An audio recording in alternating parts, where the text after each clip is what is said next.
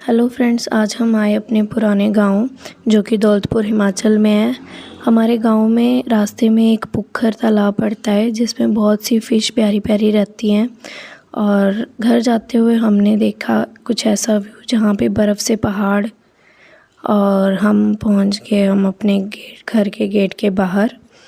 तो देखा कि किसी ने कार लगाई हुई थी पहले से ही, तो उतर कर जाना पड़ा और गेट खोला और चलते हम अपने घर।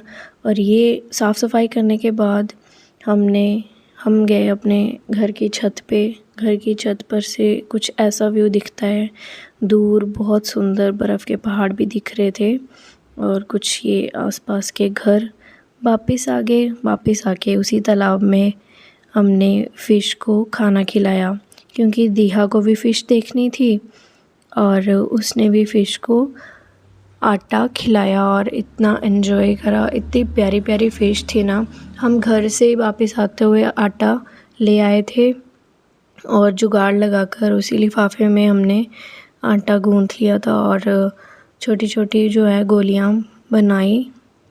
जैसे ही मैंने एक गोली आटे की पानी में डाली तो इतना सारा फ़िश का झुंड जो है ना ऊपर आया खाना खाने के लिए, कि मानो जैसे पता नहीं कितने टाइम से भूखी होंगी। और हमें भी फ़िश को देखकर जो है इतना अच्छा लगा और हम फ़िश को ऐसे ही सारा खाना खिला दिया। और दीहा भी ज़िद करने लगे कि मम्मा मैंने भी खाना खिलाना है, मुझे भी दो। तो दीहा और उसके पापा ने भी खूब फ़िश को खाना खिलाया और खूब उनको देखकर एंजॉय करा। इतनी प्यारी फ़िश लग रही थी ना। कुछ गोल्डन कलर की थी और 2-3 उसमें ऑरेंज कलर की भी हमें दिखी। बहुत प्यारी लग रही थी। इन्होंने खूब एंजॉय करा, दीहा ने भी, मैंने भी। और यहाँ से व्यू भी पुखर का इतना प्यारा लगता है ना फ्रेंड्स। मेरा मन तो कर रहा था कि मैं यहीं रहूं और बस फ़िश को ही खाना खिलाती रहूं और उनको देखती रहूं बस।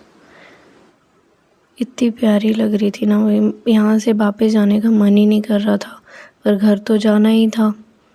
तो दीहा भी इतना एंजॉय कर रही थी कि कह रही थी मम्मा नहीं जाना, मतलब फ़िश के पास ही रहना है, बट घर तो वापस जाना था।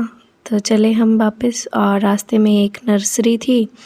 मैंने सोचा कुछ प्लांट्स लूँगी, बट मुझे वो प्लांट्स नहीं मिले, इसलिए हम वहाँ से भी वापस चल दिए और चले हम अपने घर की ओर वापस। Bye bye.